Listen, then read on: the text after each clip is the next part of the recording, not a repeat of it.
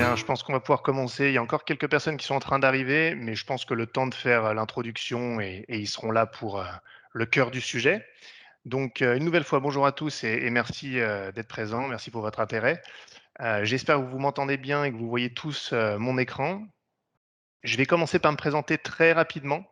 Aujourd'hui, on va parler de CRM, vous l'avez compris. Je suis donc Jason Maillard, je suis responsable du marché transport et logistique chez FICI. En toute transparence, je suis aussi ingénieur commercial. Le but aujourd'hui n'est pas de faire l'apologie de notre solution néanmoins, même si c'est tentant. Je vais vous parler du CRM en général dans le monde du transport. Je suis accompagné de Rodolphe Lantz, que j'ai pas besoin de vous présenter et qui va intervenir dans un instant pour vous présenter le partenariat que l'on a avec la FNTR, grâce à qui on a pu mettre en place ce webinaire.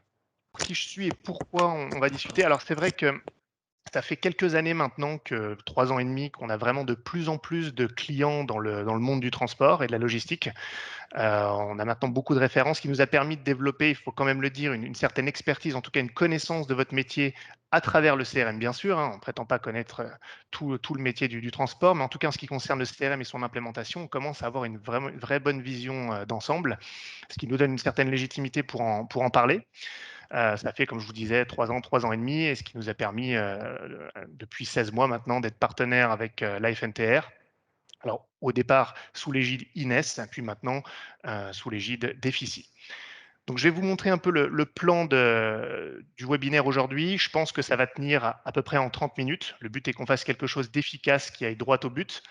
Je vais vous présenter quand même dans les grandes lignes, ça va prendre quelques secondes honnêtement, le groupe EFICI, que vous sachiez à qui vous vous adressez quand même.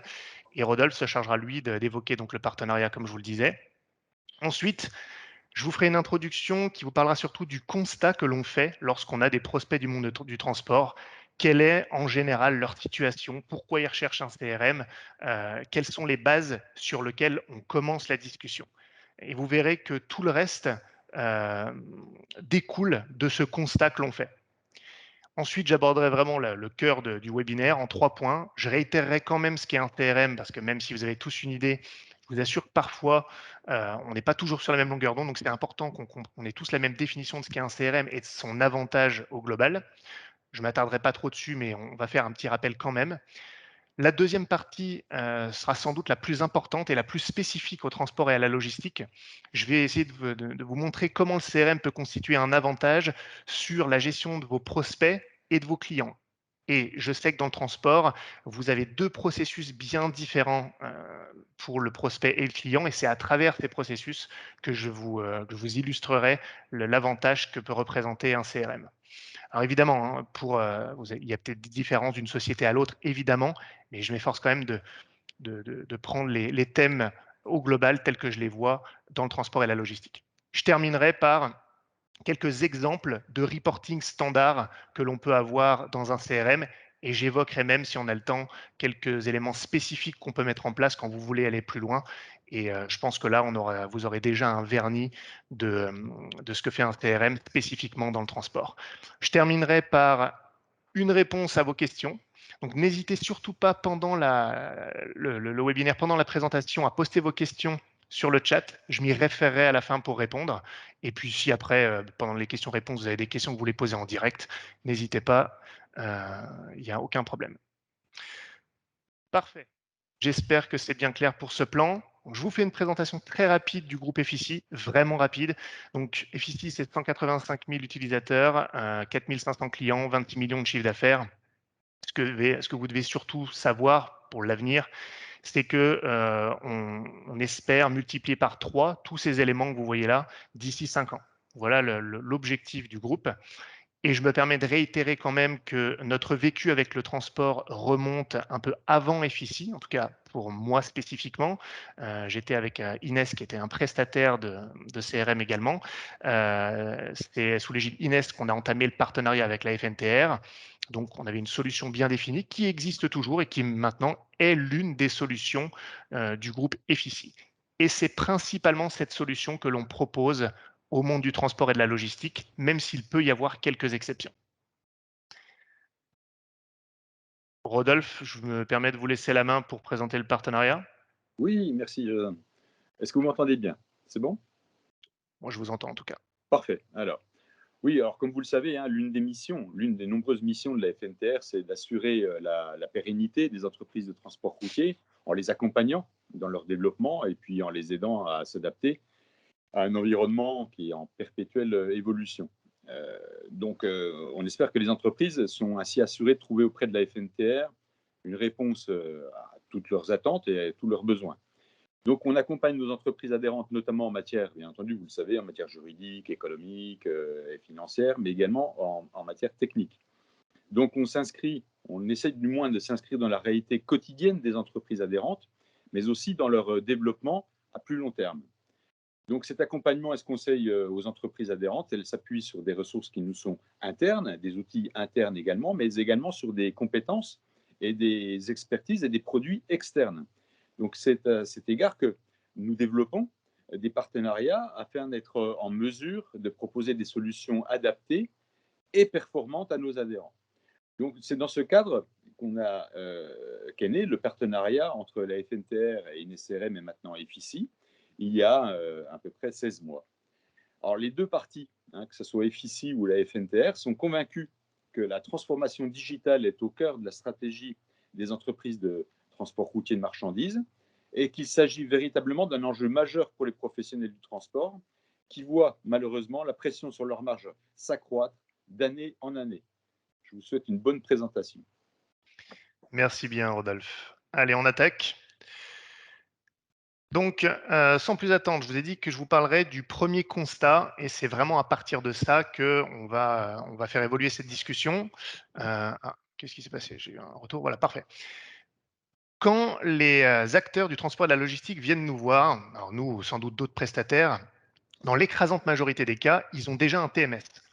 Je ne vais pas vous mentir, je ne vais pas le nier, le TMS pour les transporteurs et les logisticiens, c'est plus important que le CRM. Vous n'avez pas attendu le CRM pour fonctionner, c'est vraiment l'élément central. Il n'y a pas de doute et c'est pour cette raison que quand ils viennent nous voir, ils ont un TMS. Ils ne sont pas toujours satisfaits de leur TMS, mais bon, en tout cas, cette partie-là est couverte. Donc, quand cette partie-là de la digitalisation est couverte, c'est là que de plus en plus, et je vous avais dit à peu près 3 ans et demi, on peut se concentrer sur d'autres outils digitaux qui vont être d'une utilité plus spécifique à la force commerciale. Donc c'est vrai que le CRM devient intéressant dans le transport et la logistique à partir du moment où on commence à avoir une force commerciale dédiée et qu'on veut optimiser son fonctionnement. Vous voyez qu'ici, on a noté TMS, ADV, CRM commercial. Vous allez sans doute me dire que c'est réducteur. On a beaucoup de cas, effectivement, où les commerciaux utilisent le TMS. D'une part, déjà parce que souvent, il n'y a que ça. Il y a très rarement en fait un CRM. Parfois, il y en a un, mais il est insatisfaisant ou c'est juste une des briques du TMS. Voilà, c'est les cas de figure que l'on rencontre. Donc, les commerciaux, bien évidemment, utilisent le TMS, mais force est de constater que le TMS, par essence, n'est pas un outil commercial. C'est un outil de gestion, c'est un outil pour ADV. Même si vous n'avez pas d'ADV chez vous et que les commerciaux font tout, hein, on a ça dans les structures un peu plus modestes, ça nous arrive très souvent d'en rencontrer, il n'en demeure pas moins que le TMS est avant tout un outil de type ADV. Peut-être un peu arbitraire, mais c'est un fait, par opposition au CRM qui, lui, est un outil vraiment dédié à la force commerciale, pas que, mais en tout cas dans la dynamique transport et logistique, c'est ce que l'on voit. Donc, on se retrouve schématiquement avec des acteurs du transport qui nous contactent parce qu'en fait, leur objectif est de doter les commerciaux de leur outil spécifique. Et ça va leur permettre de faire du CRM leur outil principal et de faire en sorte qu'ils aillent moins souvent sur le TMS. Parce que souvent, le TMS n'est pas ergonomiquement adapté à un suivi commercial simple, intuitif de la vie de tous les jours. Le CRM, oui. Ça ne veut pas dire qu'ils n'iront jamais sur le TMS, on va y venir un petit peu plus tard, mais ce qui peut être intéressant, et je commence à vous donner quelques indications de ce de quoi on va parler tout à l'heure, le TMS peut renvoyer de l'information dans le CRM. Ce qui fait qu'on va donner un outil dédié aux commerciaux, et grâce à cet outil, ils pourront donc agir dessus, mais également consulter de l'information qui vient du TMS sans avoir à naviguer incessamment entre les deux outils. Donc c'est vraiment ça l'outil, c'est vraiment ça. C'est un fonctionnement parallèle, mais parfois croisé entre les deux outils, et c'est ça que je vais m'efforcer de vous décrire à travers la présentation qui va suivre. Voilà pour les bases. Alors, Je vous l'ai déjà dit, hein, je vais essayer de vous montrer comment le CRM va constituer un avantage dans le transport et la logistique. Je ne vais pas réitérer. Je vais commencer par redéfinir quand même ce qu'est un CRM. Pour le coup, les gens qui nous contactent dans votre domaine sont assez lucides sur le constat que je viens de faire. Parfois, ils le sont un peu moins, par contre, sur ce qu'est vraiment un CRM et ce qu'il va apporter. Ce n'est pas toujours le cas, vous ne vous sentez pas forcément visé, mais c'est un constat que je fais quand même. On nous dit souvent le CRM, on veut que ça fasse gagner du temps à la force commerciale. Ce avec quoi je suis entièrement d'accord. En revanche, on ne gagne pas ce temps nécessairement là où vous le pensez. J'ai beaucoup de gens qui me disent bah, ouais, ça va réduire le temps de saisie, on va avoir moins de choses à faire de type administratif. C'est entièrement faux. J'ai même envie de dire c'est exactement le contraire. Alors ne fuyez pas en courant, mais effectivement, un CRM ne fonctionnera, ne vous apportera un avantage que s'il y a une assiduité dans la saisie de l'information. Le CRM ne va pas créer l'information pour vous, il faut la consigner à l'intérieur, ce qui nécessite une certaine rigueur. Ça, c'est un fait, et c'est pour ça que l'adhésion des équipes est fondamentale dans la réussite d'un projet CRM. Donc, ce que je veux dire, c'est que au départ, initialement, vous allez finalement dédier quelques minutes de plus à la saisie du CRM, donc prendre un peu plus de temps. Donc là, on va se dire, on ne gagne pas le temps. Bon, alors déjà, qu'on soit très clair, hein, c'est maximum 30 minutes de saisie en plus, peut-être par semaine, maximum. Hein, on parle créer une tâche sur un CRM, c'est 10 secondes. Bon, vous le feriez peut-être pas sur un Excel, donc c'est 10 secondes en plus, d'accord. Donc ça, c'est important de le savoir. Il y aura quelques clics en plus, quelques saisies. Si vous saisissez des rapports, il faut les saisir sur le CRM. Bref. En revanche, vous allez gagner du temps avec le CRM, pas à ce niveau-là, mais par la suite. Une fois que l'information est consignée, le CRM est une plateforme collaborative, donc comme je l'indique ici, ce qui va vous permettre d'accéder à l'information que vous aurez consignée, mais également l'information que vos collègues auront consignée. Donc déjà, il y a une mise en commun de l'information générée pour un client, un prospect. Première chose. Donc, le CRM vous fera gagner du temps sur l'accès à l'information par la suite. Donc, vous allez passer moins de temps à rechercher l'information qui est importante. Vous allez également accéder à plus d'informations que ce que vous auriez d'habitude. Vous serez plus à même de la filtrer, de rechercher des choses spécifiques et d'utiliser cette information comme levier commerciaux. Je ne vous apprends pas le métier du commerce, hein, vous le connaissez très bien. Ce qui est fondamental, c'est d'avoir la bonne information du client ou du prospect pour capitaliser dessus, actionner les bons leviers et on est ainsi plus efficace commercialement. Lorsqu'on a un outil dont c'est le rôle de structurer la donnée, forcément, cette information, vous y accéderez plus facilement, elle sera plus pertinente, vous serez donc vous-même plus pertinent en tant que commerciaux.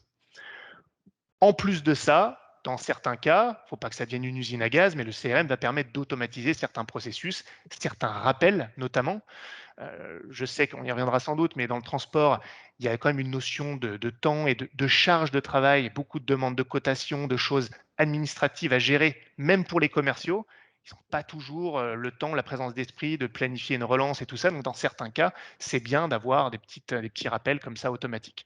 Pas en avoir dans tous les sens, mais c'est vrai que c'est un atout non négligeable qui fait qu'on va oublier moins de choses. Des relances, notamment. On sait que dans le commerce, le timing est fondamental, même à quelques jours près parfois. Donc, c'est quand même bien quand on sait planifier des tâches, des relances ou qu'il y a eu une automatisation. Comme ça, on n'a plus besoin de s'en souvenir. Le CRM s'en souviendra pour vous. Du moment que l'information a été saisie au préalable, bien évidemment, comme je le disais en amont. En plus de ça, et je pense que je vais terminer là-dessus sur la définition de ce qu'est un CRM, évidemment, vous allez être capable de trouver quelques indicateurs clés, d'utiliser le CRM comme outil de pilotage pour savoir voilà, votre fonctionnement. Est-ce que vous fonctionnez bien avec ce type de client? Est-ce que ce client-là rapporte? On va étudier ça avec plus de détails par la suite. Ça vous permet de jauger votre efficacité commerciale. Ça, c'est quand même indéniable, c'est quand même très intéressant lorsqu'il s'agit de corriger le tir, lorsqu'il y a des choses qui ne vont pas. Donc voilà, le CRM vous fera gagner du temps après la saisie d'informations et vous permettra d'être plus pertinent dans la manière de gérer les clients commercialement parlant. En termes de fonctionnalités un petit peu plus pragmatiques à énoncer, on a quelques éléments en dessous que je vais vous réitérer quand même. Dans le transport, vous ne gérez pas que des prospects et des clients. Vous avez des partenaires, vous avez peut-être même des apporteurs d'affaires, peut-être des fournisseurs, des agents. C'est assez varié. Au sein d'une même base, commune à tous, vous pouvez quand même avoir des segmentations et gérer ces éléments séparément et différemment sur la même base grâce à un CRM. Pareil, on retrouve tout au même endroit, ce qui n'empêche pas la structure. Le suivi commercial, ça on va l'aborder dans le détail après, peut se faire donc à travers un tunnel de vente que vous définirez, hein, du premier contact en passant par des étapes intermédiaires jusqu'à la signature de l'affaire. Ça, c'est très utile pour les commerciaux dans leur vie de tous les jours. C'est un outil qui permet également de structurer la communication interne. C'est particulièrement vrai dans le cas où vous avez à la fois des commerciaux et des ADV. Je sais que ce n'est pas le cas de tout le monde, mais néanmoins, plus vous avez de parties différents à l'interne, plus la communication se fait.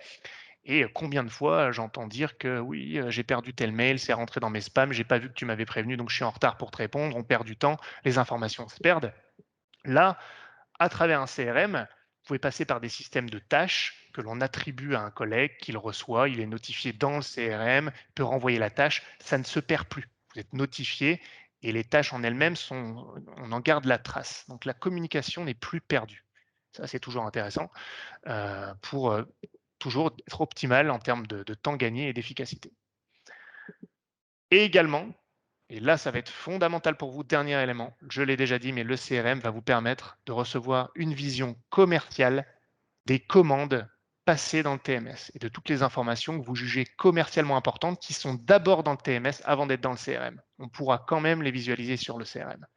Ça sera ma dernière partie. Ça sera très important. C'est vraiment ce qui fait la spécificité du CRM dans le monde du transport. Voilà donc pour ce qu'est le CRM au sens large. Maintenant, je vais essayer de rentrer dans le spécifique et je vais vous parler donc de différents processus commerciaux qui sont normalement les vôtres. J'espère pas taper à côté, mais ça m'étonnerait quand même. Vous avez, excusez-moi, deux grands processus commerciaux. Alors, je le redis quand même, évidemment, d'une société à l'autre, vous avez des spécificités, etc.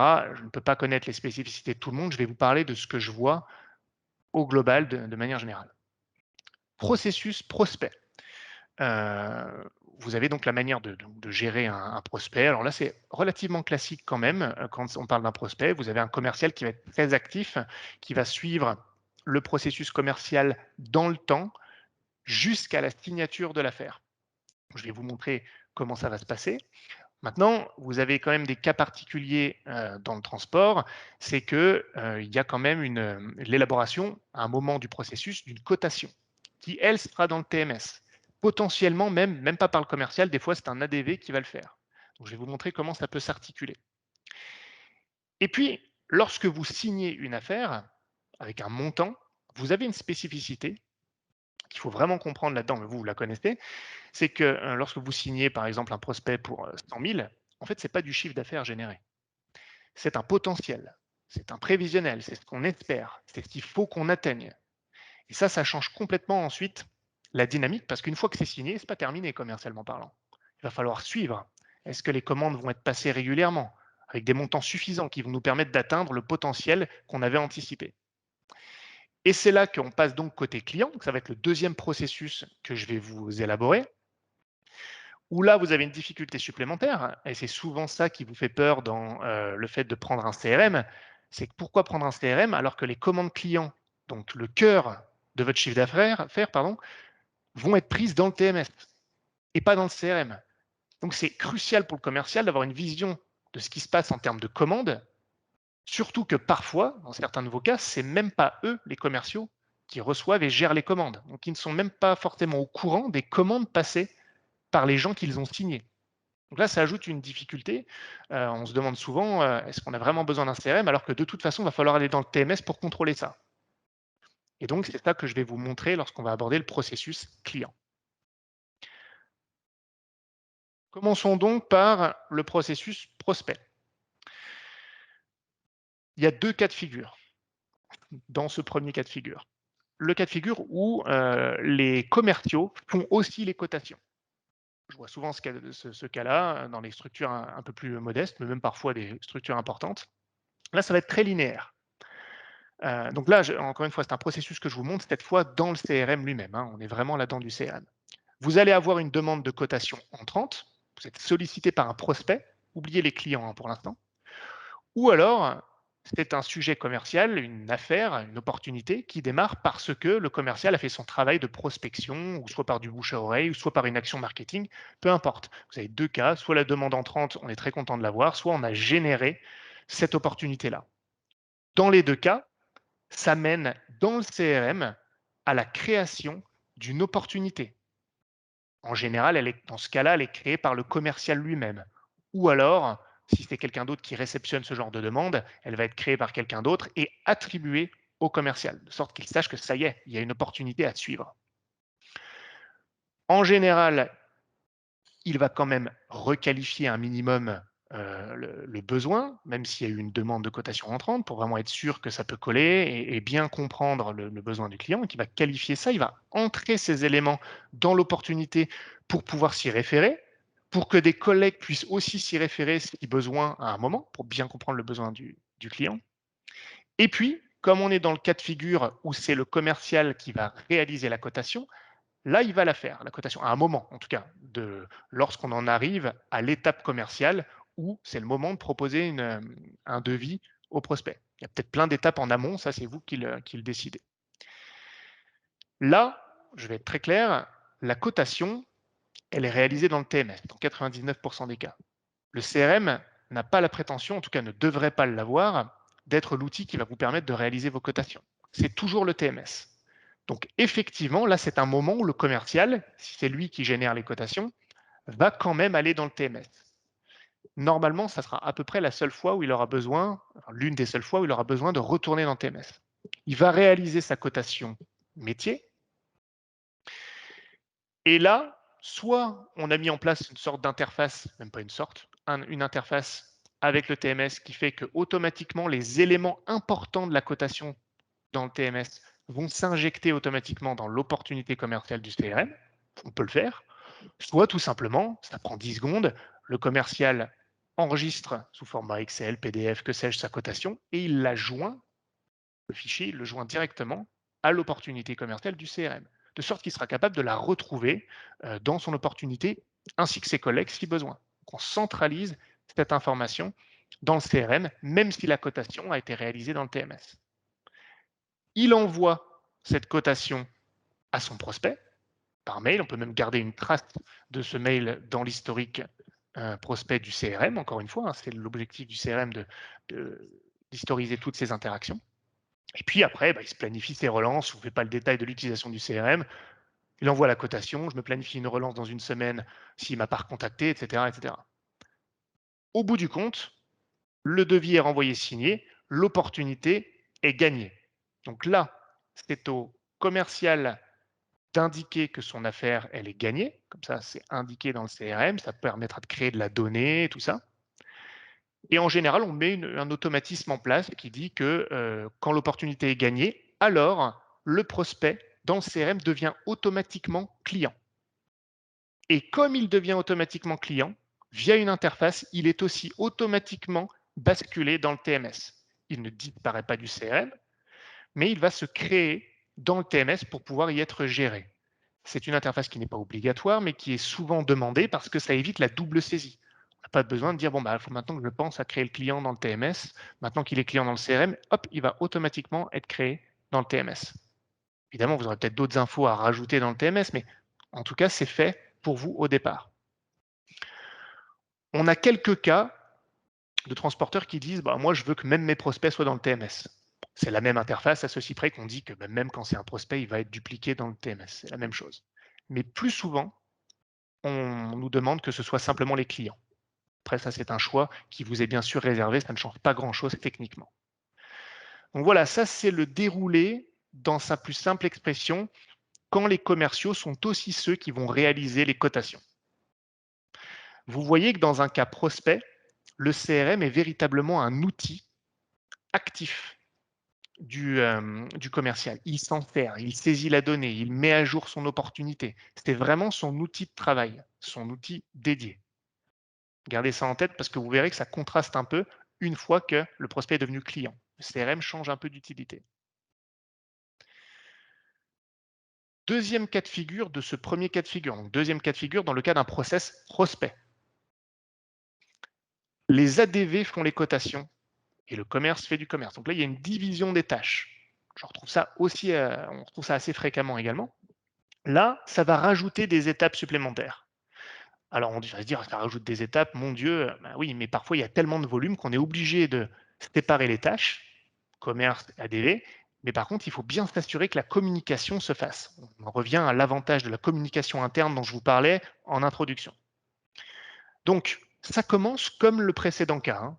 Une demande entrante, on crée une opportunité, c'est le commercial qui gère ça, il va qualifier le besoin, il va avancer dans ces étapes commerciales, aucun changement. En revanche, vient le moment où il doit proposer une cotation au prospect, mais ce n'est pas lui qui va la faire. Donc là, il va utiliser le système des tâches des CRM, il va créer une tâche liée à l'opportunité qu'il va attribuer, cette tâche, à l'ADV, qui va donc la recevoir, être notifiée d'une tâche. Elle va voir qui lui a transféré la tâche, elle va voir à quelle opportunité c'est lié, de sorte qu'elle puisse accéder à la qualification faite par le commercial, hein. On parle d'un outil de mise en commun de l'information. Et puis peut-être que le commercial, il aura même rajouté d'autres informations pour compléter tout ça. Grâce à ça, l'ADV va réaliser la cotation sur le TMS. Ensuite, même cas que tout à l'heure, soit elle joint directement la, la cotation à l'opportunité, soit il y a un automatisme. Là, je préfère le côté manuel parce que, en général, ce que fait l'ADV, c'est qu'il joint le fichier de la cotation à la tâche que le commercial lui avait envoyée. Et comme ça, il renvoie la tâche au commercial et dit ça y est, c'est fait, voici la cotation. Le commercial est notifié, pas besoin de chercher l'information, c'est tout de suite arrivé. Et il a le fichier directement dedans pour consulter la cotation et l'envoyer via le CRM au prospect.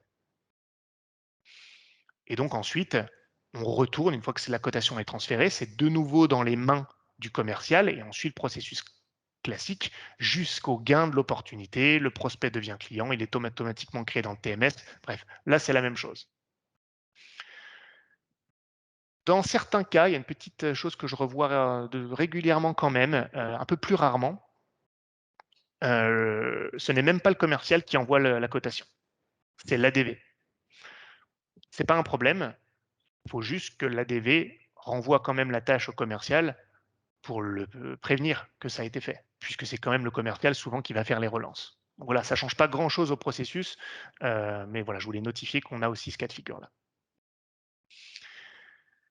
J'espère que c'est bien clair pour le côté prospect. Je ne vous cache pas que c'est un déroulé assez classique qui n'est pas ultra spécifique transport, sauf pour ces notions de création de cotation dans le TMS par le commercial lui-même ou par les ADV. Donc c'est quand même important, il y a une spécificité au milieu du processus commercial.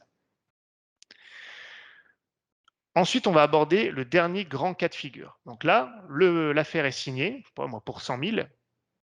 Le prospect est devenu un client.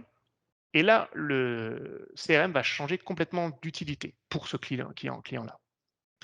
Puisque, comme je le disais en amont, les 100 000, ce n'est pas du chiffre, c'est le potentiel. Et maintenant, toutes les commandes qui vont rentrer, alors peut-être que pour certains, vous faites quand même passer les commandes clients directement par le commercial, néanmoins, ça sera rentré dans le TMS. C'est le TMS qui va devenir l'outil mère de réception des commandes par les clients.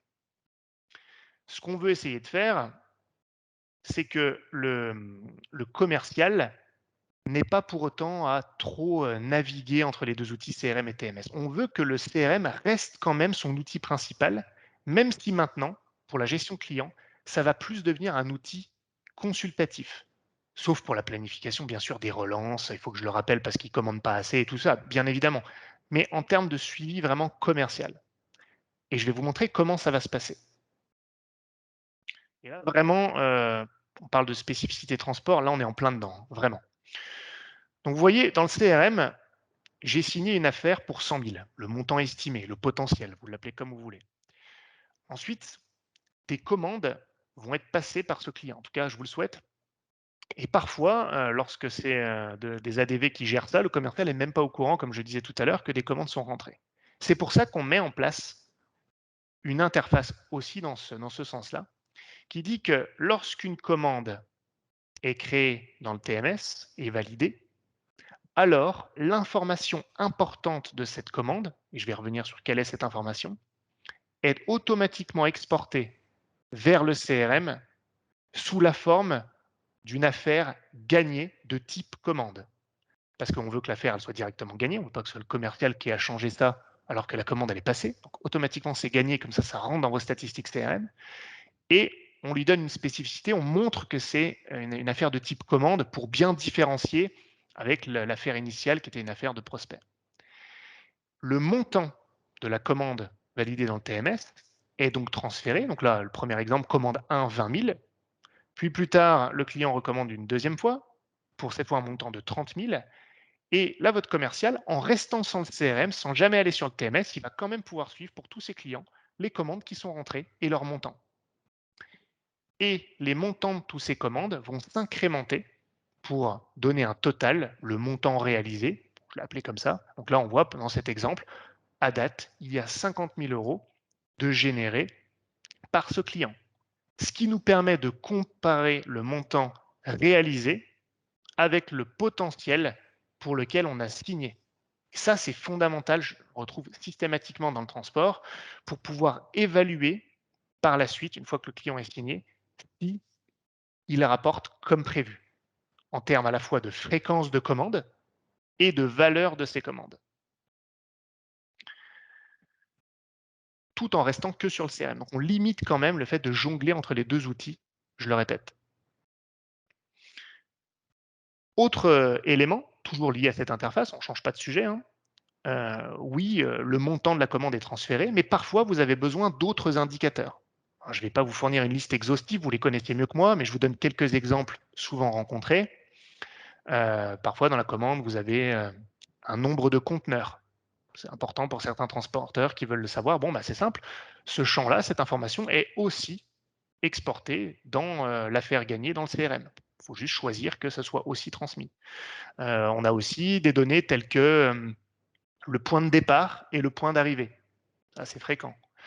Parce qu'à partir et donc on transfère aussi automatiquement ces informations si elles sont importantes. Et on peut faire ça pour toute information que vous jugez importante. Et ça va me permettre de faire la passerelle sur la dernière partie qui est le reporting. C'est important parce que tous les éléments comme ça sur lesquels vous avez besoin de faire des statistiques dans le CRM, bah, il faut les transférer. Il faut juste indiquer que dans l'interface, on les fait basculer. Nombre de conteneurs, point de départ, point d'arrivée. Parce qu'une fois que c'est dans le CRM, on peut en faire des statistiques, on peut en suivre l'évolution. Combien de conteneurs j'ai transféré j'ai transporté pour ce client.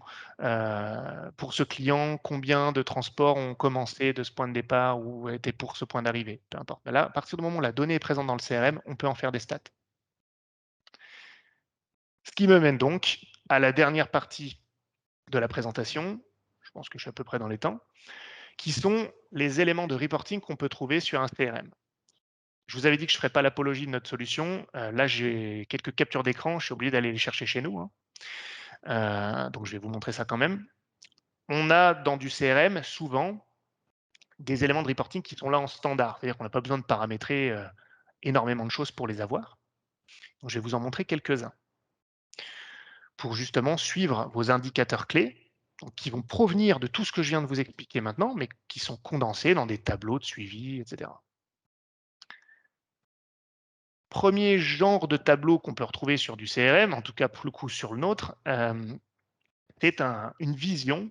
Là, on parle de prospect. Attention, on est revenu sur du prospect. On parle de vision d'ensemble de votre pipeline, de votre en cours. Quelles sont les affaires prospects en cours?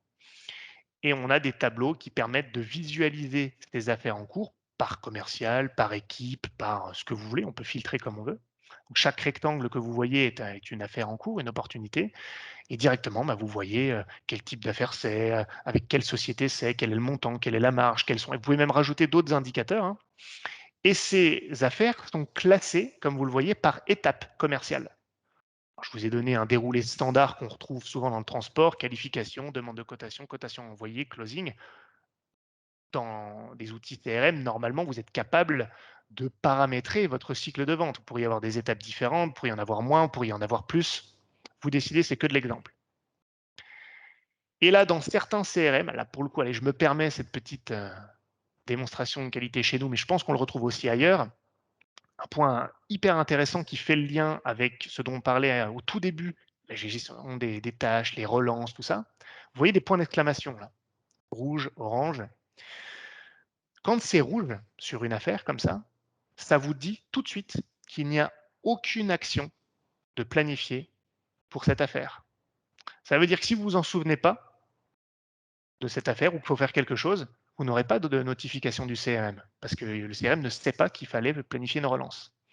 Donc, ça peut arriver à tout le monde d'oublier de planifier des relances. Grâce à ce genre de tableau, cette vision d'ensemble, tout de suite, vous voyez où il y a des trous dans la raquette. Et il vous suffit de cliquer sur les points d'exclamation rouges pour, à partir de ce tableau, créer des relances. Ah, vous faites ça vite fait, vous comblez les trous dans la raquette et après, vous pouvez l'oublier. Le CRM se chargera de vous le rappeler.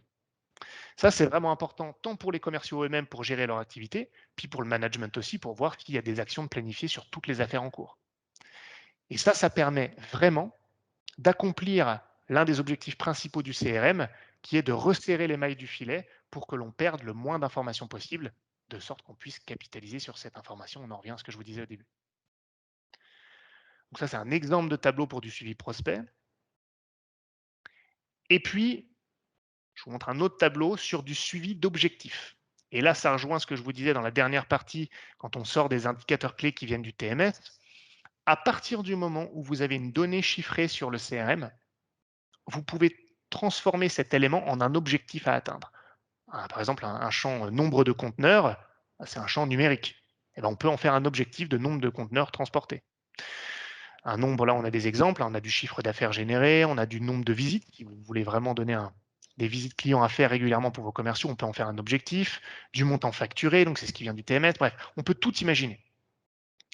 Et ce tableau-là vous permet de suivre chacun de ces objectifs. Ça peut être des objectifs au global, ça peut être des objectifs par activité, par type de produit, par type de service. Ça, on fait un peu comme on veut. Et qu'est-ce qu'on retrouve donc sur le suivi de ces objectifs? Je vais vous donner la première ligne en exemple. Ben voilà, lui, il a 200 000 euros de chiffre d'affaires à effectuer. À date, il a signé 5 affaires pour 27 000. Donc, ça représente 13% de son objectif. Il en a perdu 3 pour 16 000. Ça fait donc un taux de transformation, c'est quand même intéressant de savoir pour les commerciaux, de 63%. Et comme il a un encours, les affaires ouvertes, 2 affaires pour un total de 7 000, c'est pas brillant, on peut imaginer, de par son taux de transformation, qu'il va le faire 4 300 de plus. Donc à la fin de l'exercice, on estime qu'il pourra avoir 31 000 euros de générés. Bah oui, les 4 000 de plus qu'on pense qu'il peut faire et les 26 000 qui ont déjà été faits. Ce qui représentera 16% de son objectif. Donc autant dire que ce bonhomme-là, si on ne lui rajoute pas des opportunités dans son pipe, il est mal barré. Mais bon, voilà, c'est pas infaillible, c'est de la projection par rapport à un réalisé, mais ça vous permet quand même un suivi fin de vos opportunités et tout ça en standard sans avoir à développer des tas de trucs sur le CRM. Et je voudrais aborder un dernier point. C'est du standard, on le trouve dans le CRM. Chaque CRM va avoir ses tableaux standards, donc après c'est une question de préférence en termes d'ergonomie. Et puis, on a certains CRM, dont le nôtre bien sûr, qui permettent d'avoir du reporting un petit peu plus poussé, un peu plus spécifique. Où là, vous avez besoin, je sais pas moi, d'un histogramme ou d'une courbe sur des éléments particuliers. Je vous donne un exemple d'un client qui nous avait demandé un chiffrage pour qu'on lui développe un indicateur spécifique, un client qui s'appelle Prévoté. Il voulait qu'on leur développe un histogramme, justement, dynamique, c'est-à-dire où on pouvait filtrer par société, par client, et avoir une vision par mois ou par année, et juste choisir ce qu'on voulait voir. Et ça montrait l'évolution du chiffre d'affaires à travers les mois. Avec quelques éléments, des champs personnalisés clés. Donc, il fallait qu'on développe ça. On a dit, bah voilà, ça prend, je crois, de mémoire 3 heures à développer et vous aurez votre indicateur clé. Donc ça, c'est pareil, il ne faut pas le faire à toutes les sauces. On pense souvent qu'on a besoin de plus de spécifiques que ce qui est réellement le cas, mais c'est toujours bien de le savoir. En toute transparence, et je vais terminer là-dessus, le conseil que je vous donne, c'est quand vous avez des prestataires de CRM qui vous disent on peut vous développer tout un tas de trucs spécifiques, souvent les gens sont contents d'entendre ça. Je vous donne quand même une statistique, quelque chose d'honnête. Le reporting spécifique m'aide énormément à vendre. Ça rassure tout le monde. Ah oui, vous en avez sous la semelle, c'est top. 95% des prospects que je signe n'ont jamais besoin d'aller dans le spécifique ensuite. C'est des très bons modules, hein, c'est très intéressant. Force est de constater que les gens le font finalement très peu et que ce qu'il y a en standard, surtout dans le transport et la logistique, suffit. Ce n'est pas toujours le cas, il y a toujours des exemples aux extrêmes, les très petits, les très grands. Bon, il y a toujours des exceptions. Mais soyez vigilants à ça. Souvent, le spécifique se fait dans un second temps, quand on a une bonne pratique du standard, ce qui nous permet vraiment de savoir de quel spécifique on a réellement besoin. Il n'y a rien de pire que développer tout de suite un spécifique pour se rendre compte plus tard qu'en fait, ah non, c'était peut-être pas ça dont on avait besoin. En standard, ça suffisait. Par contre, il y a un autre spécifique dont on aurait eu besoin. On aurait dû faire ça. Donc, de la pratique sur du standard avant de penser au spécifique, c'est le conseil que je vous donne. J'ai un petit peu dépassé, mais voilà, en conclusion, le CRM, dans le monde du transport, bon, c'est une centralisation de l'information, un accès plus facile à l'information pour capitaliser dessus, commercialement parlant. C'est un moyen de structurer la communication entre les équipes, notamment quand il y a des ADV et des commerciaux, et c'est un travail en parallèle, mais aussi croisé avec votre TMS, de sorte que l'information du TMS reste importante et puisse être visualisée sur le CRM et qu'il y ait une interaction entre les deux pour plus d'efficacité commerciale.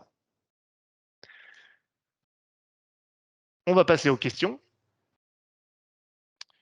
Je vais donc regarder un peu sur le chat si on voit quelque chose.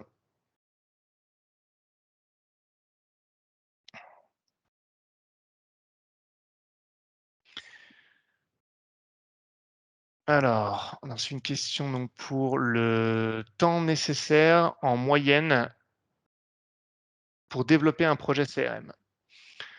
Alors, je vais vous répondre, je vais vous donner un chiffre. Par contre, il faut savoir qu'il y a beaucoup de facteurs dans le développement d'un projet.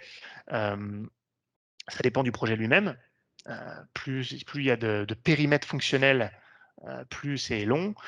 Il y a aussi le fait qu'il y a des formations souvent dans un projet et donc il y a souvent une question de calendrier. Quand vos équipes sont-elles disponibles et les nôtres pour former? Donc parfois, ce qui ralentit le projet, ce qui l'étend en tout cas, c'est de trouver un créneau pour tous. Vous voyez, c'est plein de choses anodines comme ça qui font que c'est difficile de vous donner quelque chose de fidèle ou en tout cas systématique. Maintenant, je vais quand même vous donner une moyenne. Dans le transport, pour nos clients classiques transport, on est sur 3 mois à peu près, heu, 2 mois et demi, 3 mois pour un projet type transport à partir du moment où on le commence, le projet. Voilà. Rarement plus. Ça peut arriver qu'on aille sur 4 pour des gros projets, mais c'est pas parce que vous êtes beaucoup d'ailleurs, beaucoup d'utilisateurs que c'est des gros projets nécessairement. Donc on est plutôt là-dessus. Comptez 2 mois et demi à 3 mois suivant la réactivité de chacun. Alors, là j'ai une question. Votre CRM peut-il aussi aider au suivi des paiements, donc lien avec la compta? Ça dépend de quelle manière vous l'entendez. Je vais vous répondre. L'outil CRM n'est pas un outil de gestion de paiement. Alors, on a un suivi des factures, on a une brique comme ça ERP. Je suis assez dubitatif quant à son utilité dans le monde du transport. Vos besoins sont assez spécifiques et ça, souvent, c'est géré dans le TMS. En revanche, ce que l'on peut faire, c'est par le biais d'interfaces comme celle dont je vous ai parlé tout à l'heure, hein, de l'export d'informations, les informations fondamentales qui viennent de votre outil de compta, on peut mettre en place des interfaces pour qu'elles soient transférées dans des champs sur la fiche client dans le CRM. Je sais pas moi, est-ce qu'on va avoir un champ pour dire si il est à jour niveau paiement ou s'il y a du retard et donc ces informations-là sont transférées de sorte que quand on va sur le CRM, sur la fiche client, directement, on a toutes ces informations clés. Donc encore une fois, dans ce cas-là, l'outil compta, c'est l'outil compta. Le CRM, par contre, peut être comme un tableau d'affichage des informations clés qui viennent de cet outil de compta.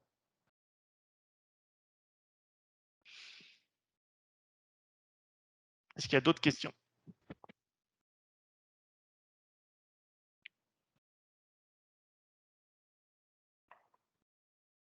Alors, quelqu'un est en train de poser une question, si je ne m'abuse, donc on va attendre un peu. Ah, j'ai une réponse un peu plus développée. Même question pour le suivi des litiges. Donc, je vais répondre en deux temps. Un, la réponse que je vous ai fournie pour la compta, je peux vous la fournir pour tout.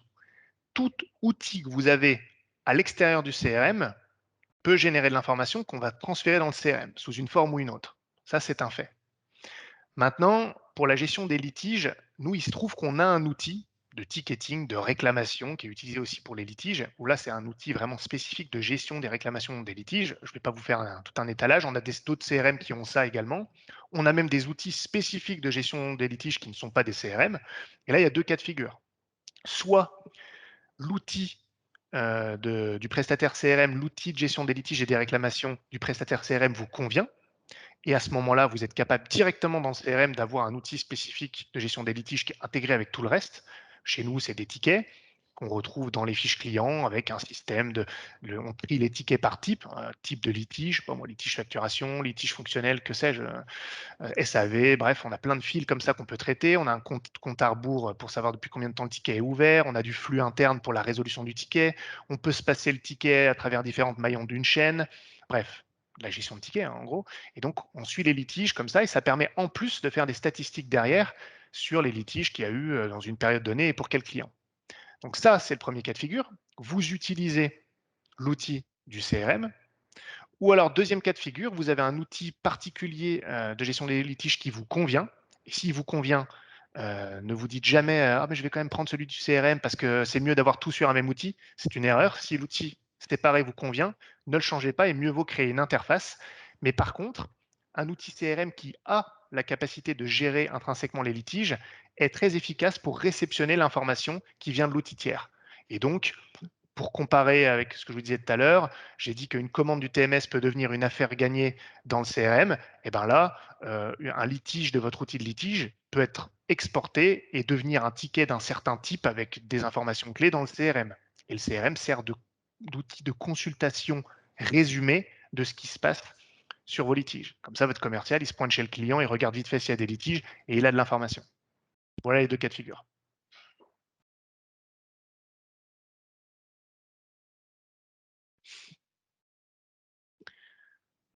Allez, j'attends encore 20 secondes pour voir s'il y a des questions qui se présentent. Et s'il n'y a rien, on va pouvoir conclure.